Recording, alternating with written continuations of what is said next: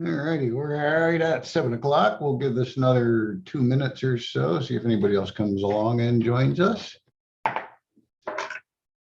While I sit here and try and figure out my new layout here.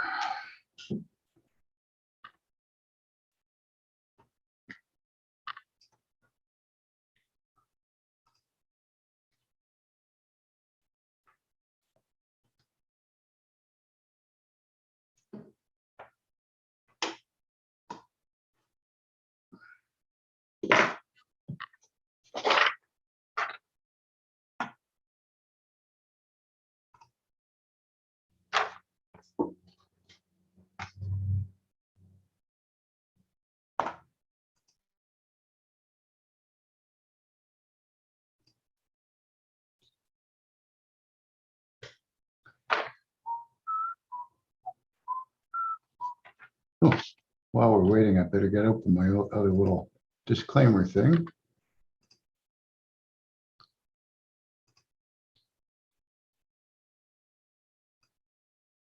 There it is.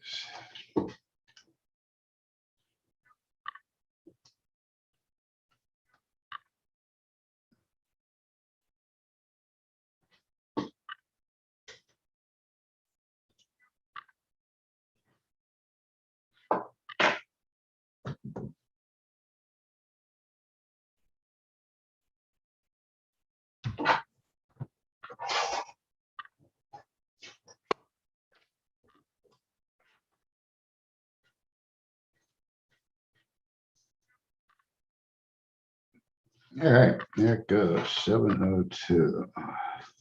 Wrong pen.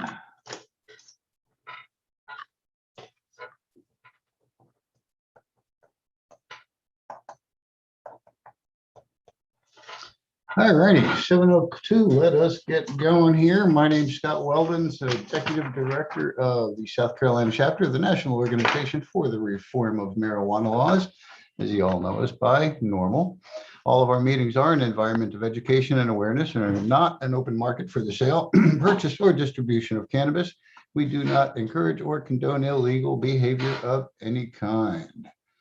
Let me close up our little disclaimer and start by welcoming everybody who's here with us on the call tonight here on Zoom. Also welcome anybody who may be watching on our live stream on YouTube.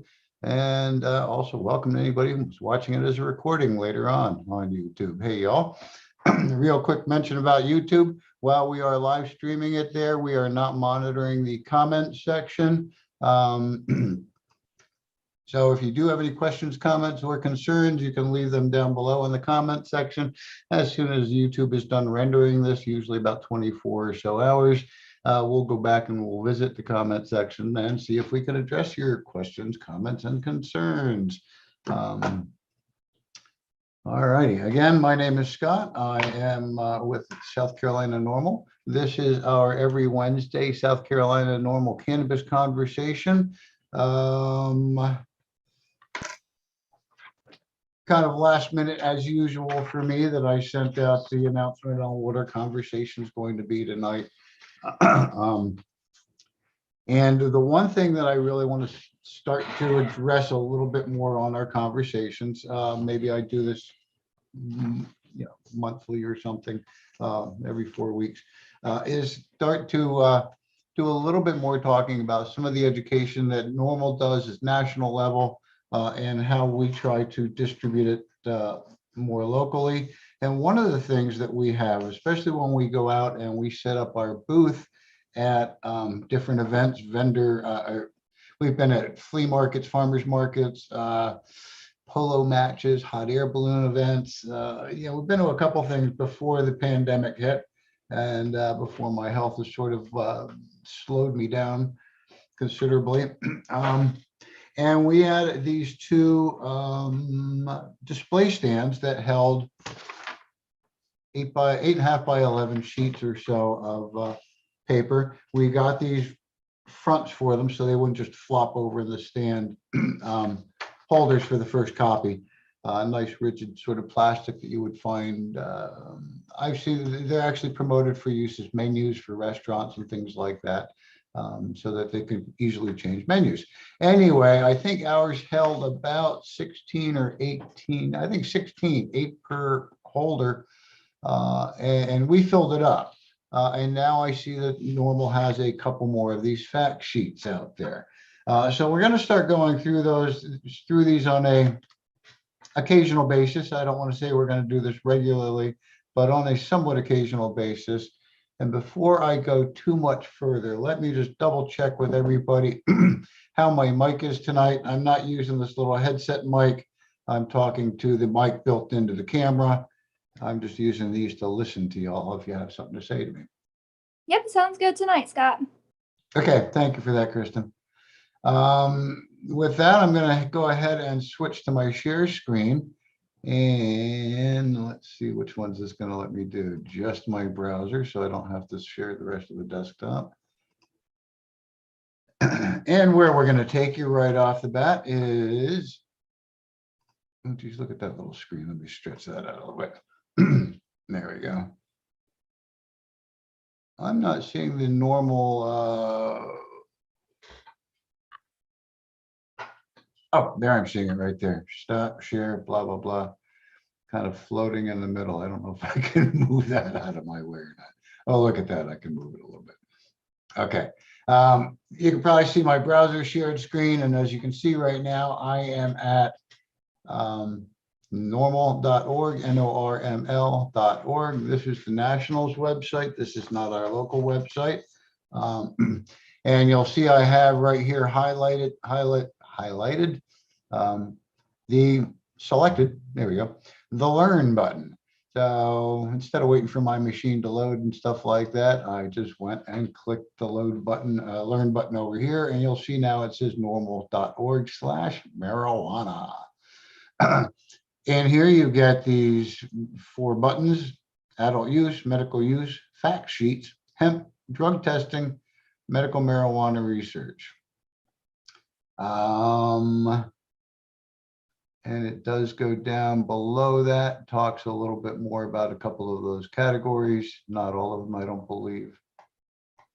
1, 2, 3, like 4 of them, 5 of them. But where we're going tonight is we are going to fact sheets. So let me click on over to that tab, and now you'll see it's normal.org/marijuana/fact-sheets. And the one thing that I was taking note on when I was looking at these earlier, very, I guess, factual, I would guess, first paragraph is cannabis policy ought to be evidence-based. And so unfortunately, a lot of our cannabis policy at the federal or at any level for our government is not necessarily fact-based. And you and I have heard a lot of the propaganda over the years. And this tries to address some of that propaganda. So that's why Normal has prepared the following fact sheets highlighting the relevant peer-reviewed science pertaining to the health and societal impacts of cannabis use, enforcement, and regulation. Now, I don't want to pop that open in a new window. I don't want to go through all these tonight, and let me see how many we have here. 1, 2, 3, 4, 5, 6, 7, 8, 9, 10, 11, 12, 13, 14, 15, 16, 17, 18, 19, 20. Yeah, I believe there had been only 18, so there might be a couple new ones in here I'm not very familiar with. But the one we're going to highlight tonight, we're going to look at tonight, marijuana regulation impact on health, safety, and economy.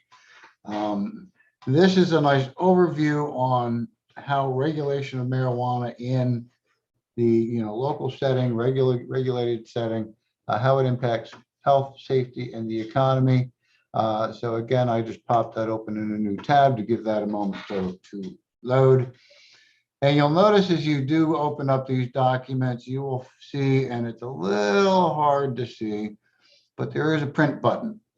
So if you like, print them out. Again, that's what we do to take them along to us to the events and put in our display. Many of them are just 2 pages. So if you have the opportunity to do two-sided print, you can save a sheet of paper and be, help save the ecology, save a tree. But this is the one I printed out and the one I want to talk to you about tonight. Marijuana regulation, impact on health, safety, and the economy. And as I go through it, hopefully I don't bore you too much with it. But there's some deep diving in it that we're not going to do. We'll point you in that direction if you wish to deep dive on some of this information. You're welcome to do that. But I think if we would try to do that tonight, I'd probably bore you to tears and just make it even more confusing. So the best way to utilize these is pretty much just read the headline. The enactment of adult use cannabis regulation is not associated with significant upticks in marijuana use by adolescents. And that's one of the arguments that we quite often hear from our opponents. They're worried about if it's legalized in the community for adult use, that our children are going to have easier access to it. And documentation, scientific research tells us that regulation is not associated with significant upticks in marijuana use by adolescents. So the quote here is the overall percentage of students who reported using marijuana at least one time during the previous 30 days in 2019 was not measurably different from the percentage in 2009, 10 years earlier, at 21%. There is no measurable difference between 2009 and 2019 in the percentage of students who reported that illegal drugs were made available to them on school property. Now, this again, you'll see there's links on these. So one benefit you don't get when printing them out is the ability to click out to these links. This is from the National Center for Education Statistics, marijuana use, illegal drug availability, May of 2021. So that was a relatively recent report. Give that just a moment to load out there and see. National Center for Education Statistics, and here is that report. Again, I'm not going to deep dive into all this with you, but if you wish to go into this further, excuse me while I let somebody else in the room. If you wish to go into this a little bit further, you can deep dive into these links. So I'm going to close that one up. We'll come on back over. The next comment on there under that same headline is Canada legalized recreational cannabis use for adults on October 17th of 2018, with decision makers emphasizing the need to reduce cannabis use among youth. We sought to characterize trends of youth cannabis use before and after cannabis legalization by relying on quasi-experimental design, evaluating cannabis use among high school students in Alberta, British Columbia, excuse me, Ontario, Quebec, who participated in the Compass Prospective Cohort Study. Overall trends in use were examined using large repeat cross-sectional samples at 2 time points before legalization. And then 1 after. In the longitudinal study, no significant differences in trends of cannabis use over time were found between cohorts of any of the 3 use frequency metrics. Therefore, it appears that cannabis legalization has not yet been followed by pronounced changes in youth cannabis use. Again, you've got another link you could follow if you like to, that youth trends, cannabis use across cannabis legalization, data from the Compass Prospective Cohort Study, Preventative Medicine Reports. Again, that's another 2021 report, just a couple of months ago, posted out on Science Direct. So, yeah, I'm not sure how much you want me to read through each and every one of these, but like I said, I'm not going to go through these reports with you that they're referencing. We're just going to go ahead and take the brief quotes in the beginning, mention the link, and then we're going to move on because we do only have an hour program or meeting. Again, we have another one. This one's from Recreational Marijuana Legalization and Adult Use of Marijuana, Tobacco, and Alcohol from the Journal of Adolescent Health in 2020. Again, stating youth risk behavior survey data from 47 states from 1999, I'm sorry, to 2017 assessed marijuana, alcohol, cigarette, and e-cigarette use among adolescents. That's 14 to 18 plus years old. I don't know what the N equals. 1,777,000 associations between recreational marijuana legalization and adult past month substance use. Were analyzed again using the same quasi-experimental differences in, I don't know the same, but differences in different zero inflated negative binomial models. Sure, I'm just trying to say the words. Results suggest minimal short-term effects of RML, recreational marijuana legalization, on adolescent substance use, with small declines in marijuana use. Excuse me. So again, another link for that here. Another report, this one, Center for Disease Control and Prevention, prescription opioid misuse and use of alcohol and other substances among high school students. Again, from 2019, 2020, youth risk behavior survey. The findings in their report indicate that youth substance use has declined in recent years. Excuse me one more time. And then the next one, last one under that head, marijuana legalization and prevalence among adolescents. That's the journal, American Journal for Public Health, and that's a 2020 report. Again, I'll just see if I can find the summary. In summary, prevalence of marijuana use among adolescents has remained remarkably steady over the past 20 years, despite substantial changes in its legality across the United States during this period. Now, let me just kind of stretch my screen here a little. Nope, not going to let me do it in this mode. So there it is. Any questions on this segment here about the enactment of regulation and adolescent use?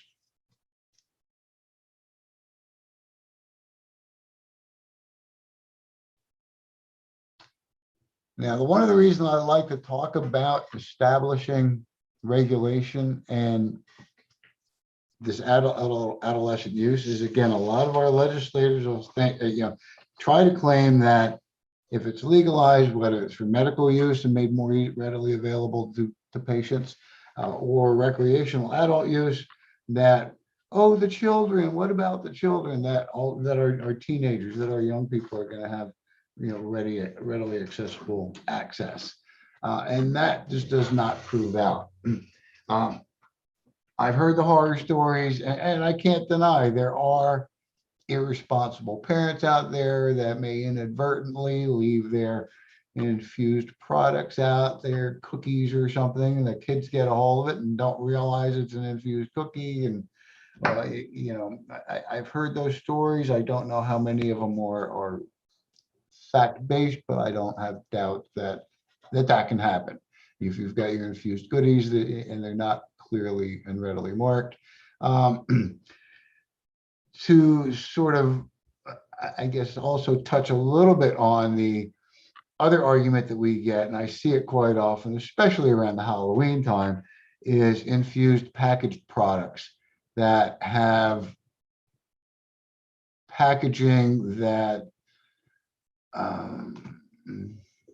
they claim is attractive to children,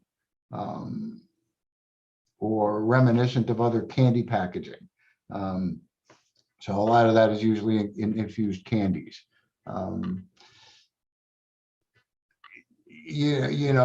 are usually pretty clearly marked if they're done through regulation that they are, infused edible products for adult use only. Again, if they're laying out and a child can't read, and they're not kept out of reach of children like any medication should be, I can see it happening. But again, according to these studies that we're seeing, we'll talk about some of those accidental things at another time, because I think that goes into another one of the fact sheets. Oh, we have somebody I took note in chat. One of our members is driving, so they're just kind of listening tonight. That's cool. Thank you for letting me know that. All right, guys, I'm going to kind of scroll down unless any of you others have some comments on that particular section. And there is, I think, only 4 sections. Oops. Actually, there's a few more.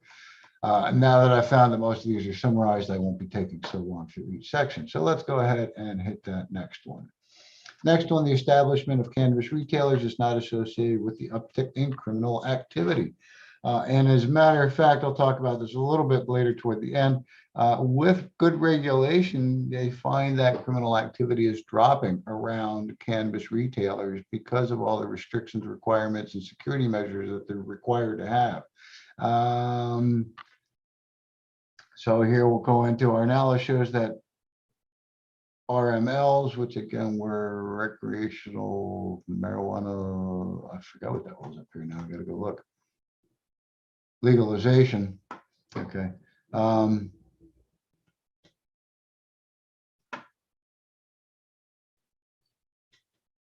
Increased adult use and reduced drug-related arrest over average post-legalization window of 3 to 4 years.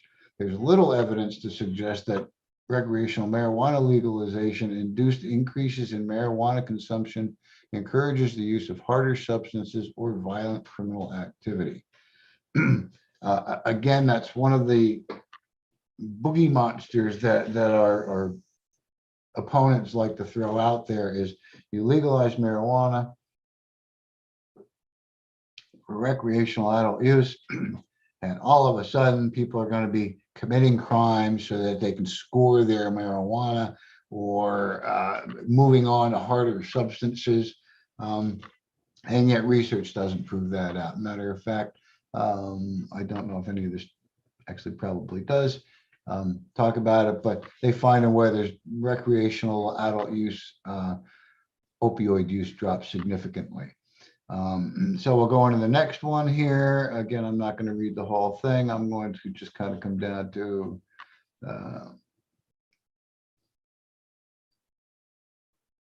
interpreted time series of monthly crime rates comparing Colorado and Washington states, which have yet to legalize marijuana. Oh, to states which have yet to legalize.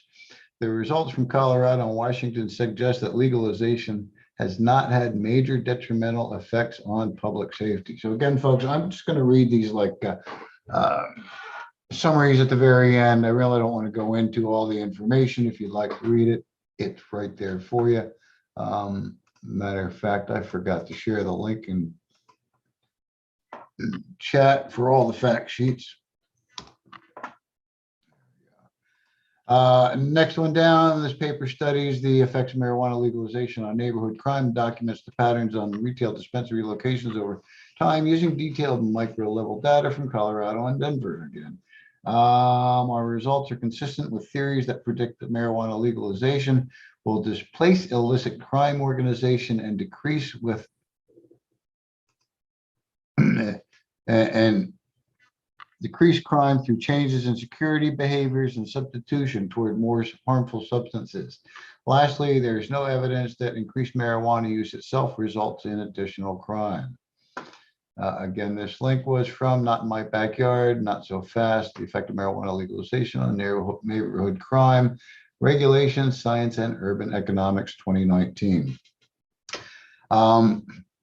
I've got to admit, I'm a little bit impressed with some of these because the last time I printed out some of these fact sheets for our booth, a lot of the data was not this up to date.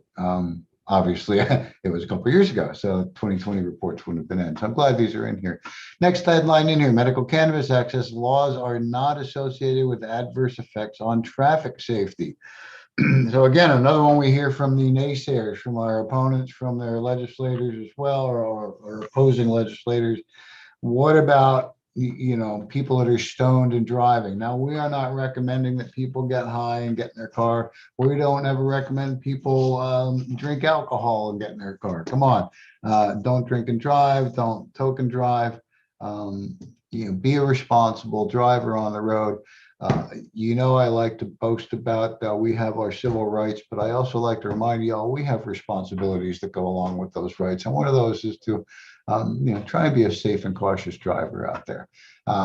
But like I say, medical cannabis access, now this is specifically medical cannabis access, does not talk about adult use at this point. While attention is being given to how legalization of recreational cannabis affects traffic rates, there has been limited research on how cannabis affects pedestrians involved in traffic crashes. This study examines the association between cannabis legalization and fatal motor crash rates.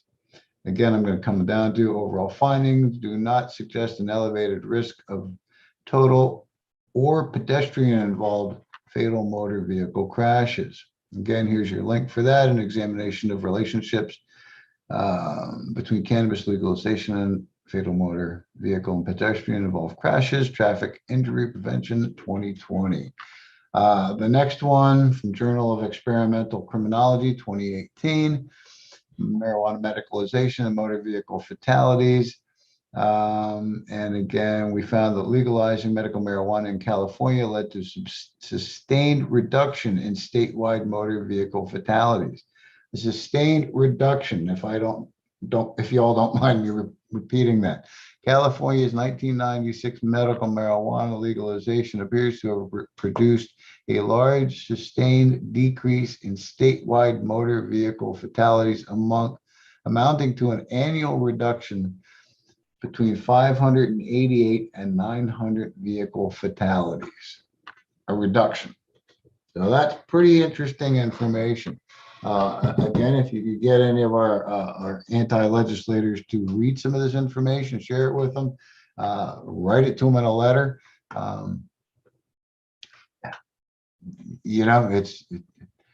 These fact sheets are really full of good information.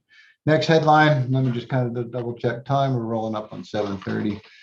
Adult use marijuana laws have generally been associated with few changes in traffic safety, though more recent studies have yielded less consistent findings. So now we're talking a little bit about adult use and traffic safety. And we performed a prospective observational study on the use of cannabis and other illicit drugs in the trauma population at a League Canada Trauma Center in London, Ontario, in the 3 months before July 1st to September 30th, 2018, and 3 months after November 1st to January 31st, 2019, November 2018, before and after the legalization of cannabis in Canada.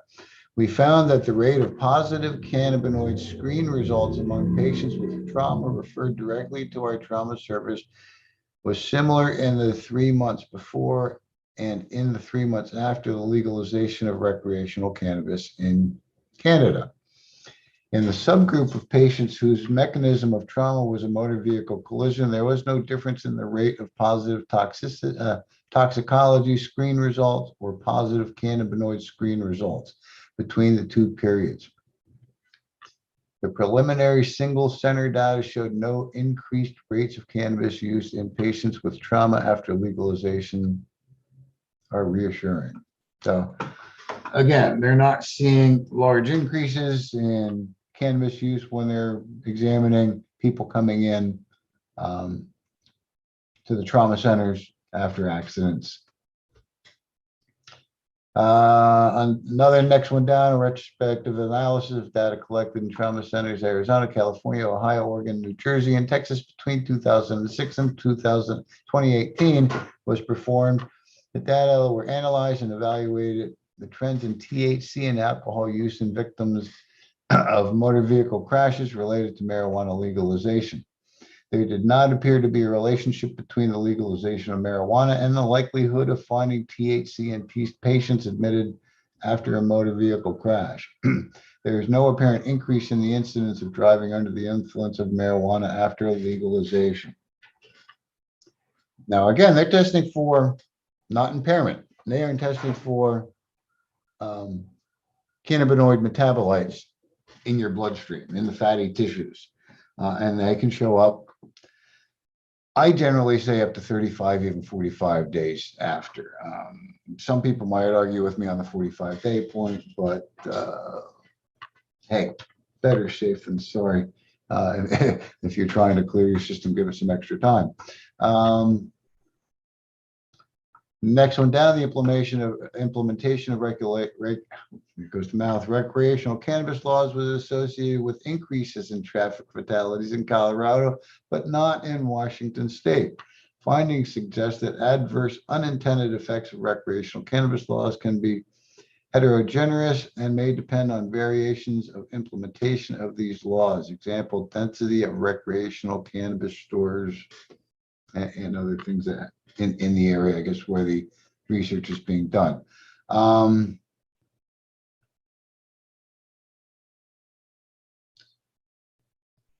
I'd like to look at that one a little bit closer. That's the Journal of American Medical Association, of the American Medical Association. That was done in 2020.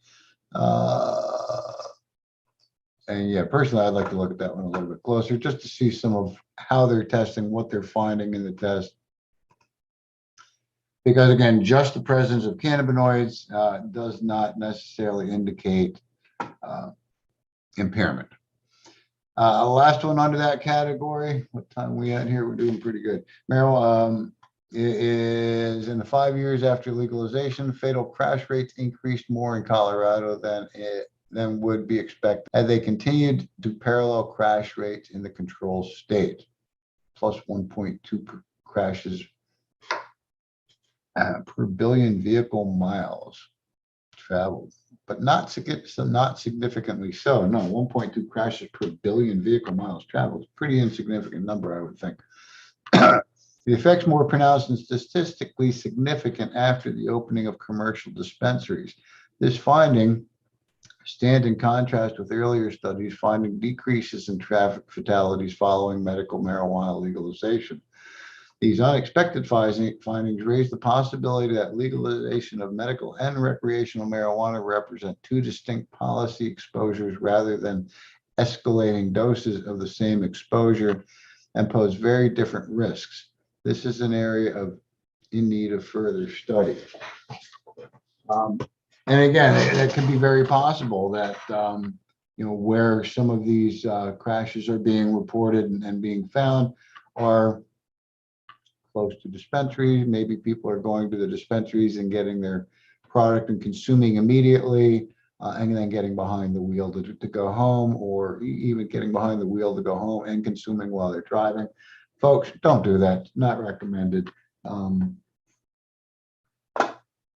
Just don't. All right. So again, there's the link for that one. That's a 2019 report. Accident analysis and prevention. Next category here. Let me just double check chats, make sure nobody's commenting anything over here for me. Marijuana recognition is not associated with adverse effects on workplace performance or safety. This one near and dear to my heart. Pretty much a lot of the reason why I'm even an advocate. When Ronald Reagan said it was okay for pre-employment drug testing of federal employees, it didn't take long for the private sector to follow, much of that being mandated by insurance companies.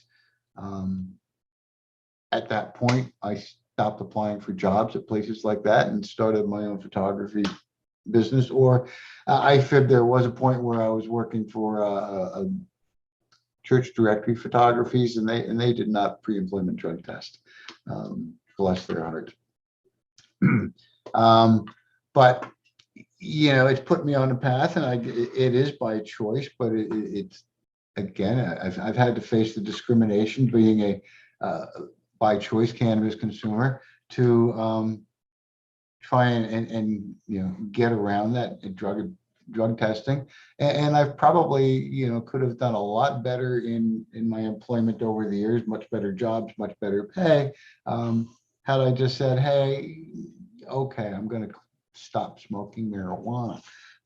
I've watched other friends over the years who have either lost jobs or have had to risk losing jobs and ended up giving up the marijuana so they didn't risk losing another job. And become, I'm sorry to say, but many of them became alcoholics or, and did more harm to themselves in that manner. Sorry, I'm probably preaching to the choir. Don't mean to be rambling. Now, let me get on to the next one. Workplace safety here. Again, I'm not going to go through the whole thing, but the study, this present study, 2021 study, provides medical evidence on the consequences of marijuana legalization on issue related to the labor market outcomes, in particular, workman's comp claiming of older adults.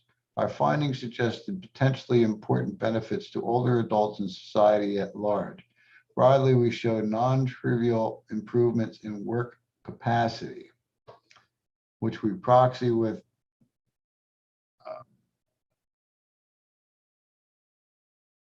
the benefit receipt, I'm sorry, workman's comp benefit receipt, and various other metrics in our mechanism analysis among older adults. So this is a study talking about older adults.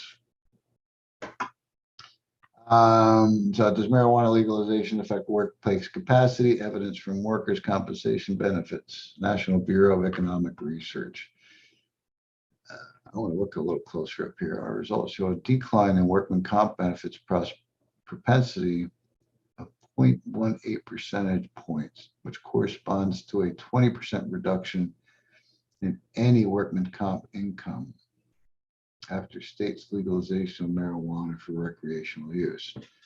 Summarily, we find annual income received from workman comp declines by $21.98. All right, enough of that one. Next one down, the current body of evidence does not provide significant evidence to support the position that cannabis users are at increased risk of occupational injury. Again, this is a substance use and misuse report 2020. And again, that's one of the things that many opponents will say, oh, well, we don't want a whole bunch of stoned people on the job. They're going to be making all these mistakes. They're going to be having all these accidents. It doesn't prove out that people who go home after work and consume and then get a good night's sleep and come back the next day are any more at risk than any other employee. Again, don't be consuming at work, unless it, again, for medical reasons,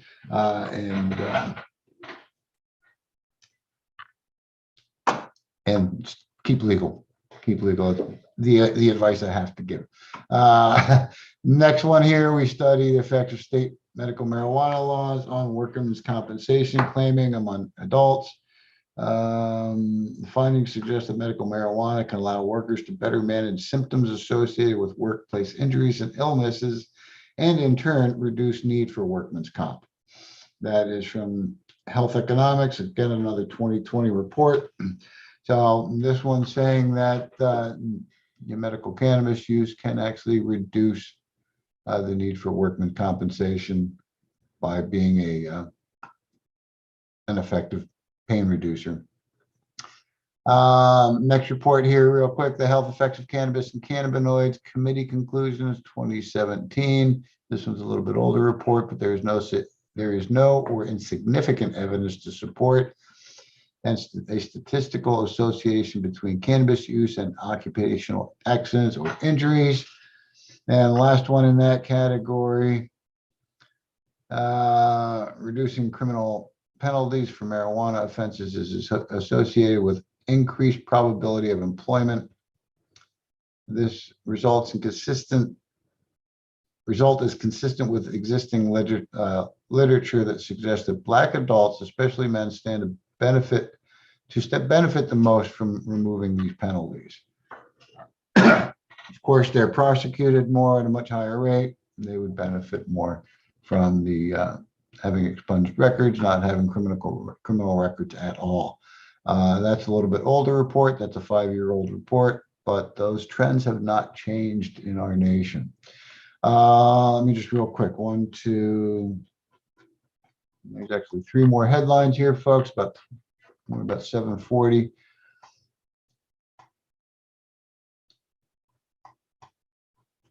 One, two, three. Okay, those are the three I want to cover. This one's a nice short one. Marijuana regulation is associated with declining alcohol consumption. Just as I mentioned a little while before, I had a lot of my friends that were cannabis consumers in high school, and they got out into the workplace and they got into the rear, some of them that they were, again, as they were progressing through jobs. Now, Reagan, I don't know if that was 83 or 86. I mean, some of my friends were in the workplace for a few years before the drug testing stuff started. But again, if they had gotten caught with cannabis in their system, they lost jobs and then trying to find new jobs, had to face drug testing. Many of them, like I say, switched to alcohol. I've lost some of them for that reason. Marijuana regulation is associated with declining alcohol consumption. Let me just read that one again. I'm going to just sort of real quick, briefly, we use data on purchases of alcoholic beverages in grocery, convenience, drug, or mass distribution stores in U.S. countries from 2006 to 2015 to study the link between medical marijuana laws and alcohol consumption. This is a 2017 report. We find consistent evidence across different specifications and alcohol products, alcohol in general, beer and wine. States legalizing medical marijuana use experienced significant decreases in the aggregate sales of alcohol, beer, and wine. Moreover, the effects are not short-lived, with significant reductions observed up to 24 months after the passage of the law. And that's with medical marijuana use. Now, that tells me that there's people out there trying to drink away their medical issues that, one of my favorite stories about that, I used to have more back problems than I have now. I work warehousing, loading trucks, a lot of heavy lifting, and my back would go out and my spine would get this really nice little S shape in it. And I'd have to go to a chiropractor, or my doctor was an osteopath. I'd go in there and they'd give me a little crack and realign the spine, and it would hurt like heck, but it would start to get better. But I happened to be out one day bowling with one or both of my youngsters. And as I threw the ball at one point, I felt my back pop, and I'm like, uh-oh, this just isn't good. Now, let's see what I can do to sort of keep the pain at bay. And this bowling alley happened to serve alcohol. So I started drinking. And next thing you know, I am just drunk and in pain and trying to bowl. And it was rather funny, but the alcohol really did nothing to help the pain. It just made me drunk. And I was still in pain. And bowling was probably quite a sight to watch the guy in pain who was drunk now trying to roll a ball down the aisle. I don't know if I got to the point where I had both hands on it, rolling it between my knees, but that's one of those stories from many years ago. Now, anyway, take my word for it, alcohol really doesn't help pain reduction. Although they talk about drinking till you're numb. And this, like I say, this report sort of indicates to me that maybe people are drinking to try and reduce pain. Next one, again, real quick category. Research firm Cohen and Company analyzed the state of the beer industry in Colorado, Oregon, and Washington states, where both recreational weed is legal and craft beers become popular. In these states, beer markets have collectively underperformed over the last 2 years, trailing behind beer sales around the country. I really like to think that our future in the cannabis industry starts moving towards craft growers and craft producers like the craft beer market did, and not having just a half a dozen or a dozen licensed growers in a state. I think the craft growing market is a great opportunity. Let me skip on to the next headline here. Marijuana regulation is associated with increased tax revenue and job creation. Folks, I'm not going to go over this whole category with you. You know as well as I do, legalization, both medical and recreational adult use, creates a whole new market in the state. The tax rates are usually set up to, benefit the state rather well. As of May 2021, states reported a combined total of 7.9 billion in tax revenue from legal adult use marijuana sales. And that's not even, I'm assuming medical's got to be lower because, again, in medicine, do they tax it? I think they do in some states. And it shouldn't be. Medicine shouldn't be taxed. If they're not taxing your other medications, they shouldn't be taxing your medical marijuana either. But it is a revenue. It's a whole, revenue stream. It's a whole new industry for the state. These farmers that stopped growing tobacco because tobacco was deemed to be a bad thing over the years, and they've tried to move on to other products. Or heck, I think our government subsidizes a lot of farmers not to grow things. Here they've got an opportunity to actually grow something that's beneficial to the soil. Marijuana is a remediation plant. Even if you're just growing hemp, it draws up the bad things from the soil. That's why you want your cannabis to be grown organically and not chemically, and you want it in certified organic fields if it's outdoor grown, or indoor grown is actually much better control. But I think they were planting hemp and cannabis around Chernobyl to again help draw a lot of the radiation out. It is a remediation plant. It can draw heavy metals out of the soil. It is definitely beneficial for the soil. So it increases tax revenue, it increases jobs, whether it's your growers, your processors, your distribution, down to the hopefully Uber weed or whatever they call the delivery services. Now, again, I won't read over all the little categories on that one. I will let you guys read through that on your own. The last category headline here, we have retail cannabis facilities are associated with rising housing values. I think we talked up above about retail locations and reduced crime. These facilities are also increasing the values of property values that are around them because, again, of the reduced crime rates, because of the increased tax revenue that's being generated in that community. Again, there's a lot of regulation against retail outlets that are selling adult and medical marijuana, whether it's the security camera systems all throughout, and high security. I think they have to add lighting and security cameras and alarm systems and probably on-site guards 24/7. I can't really tell you what all the regulations are, and some of you may know this a little better than I. But that's something, again, if legislators are concerned, they put that into about all this crime that can happen. They put those regulations in, and these regulations are making our community safer, and they're increasing property values. So again, we've got 1, 2, 3, 4 studies sort of highlighted here. The most recent one, July 12th of 2021, Clever Real Estate Data 2021 study, how legalizing recreational marijuana impacts home values. The other 3 are a little bit older. The effect of marijuana dispensary openings on housing prices from 2018 on the contemporary economic policy, a 2017 report, and a 2016 report. What is this one? University of Mississippi.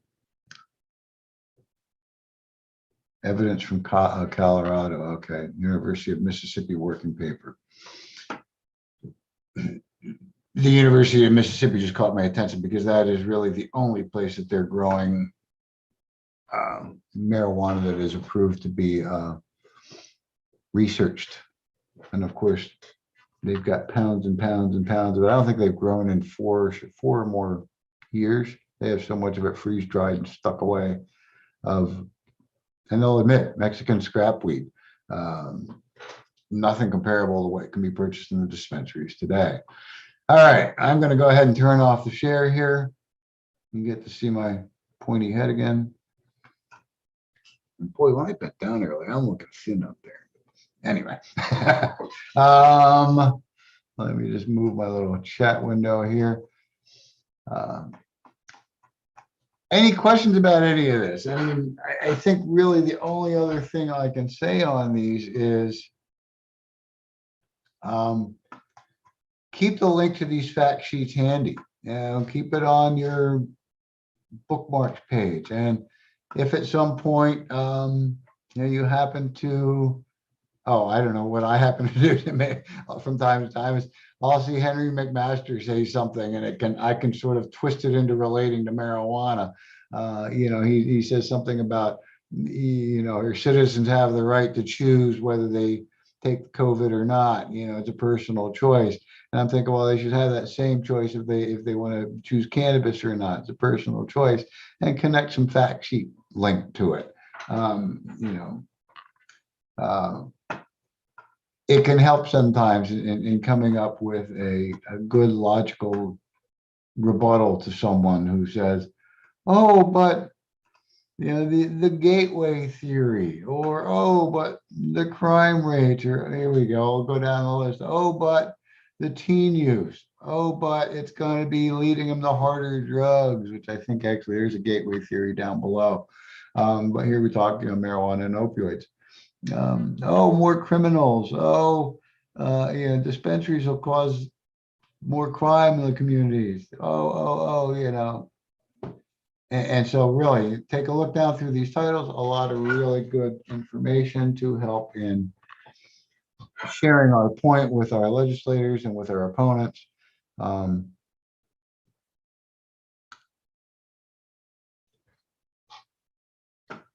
Keep them handy. I try and refer them pretty regularly.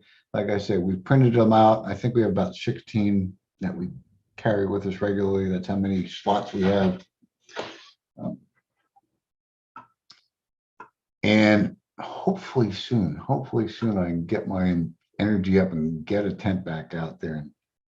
I've been eyeing up the side of the road by Walmart, but I've got to find a better location than that. Anyhow, that's kind of what I've got for you tonight. I see we're coming up on toward the end of our hour, 7:52. You guys got any questions for me about tonight's conversation? Comments, thoughts, concerns?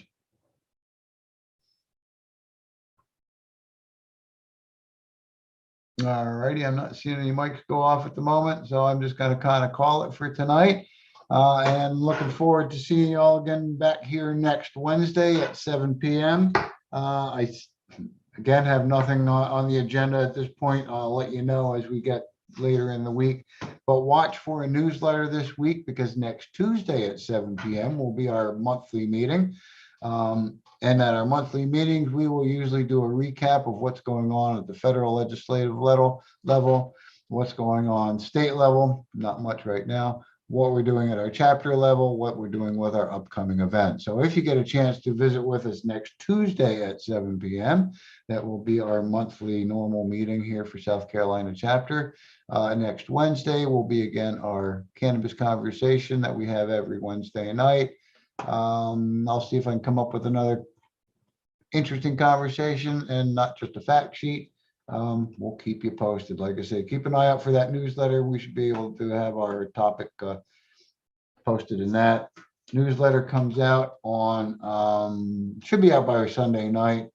And now that I'm thinking about it here, let me go to share the newsletter sign up with you if you haven't already.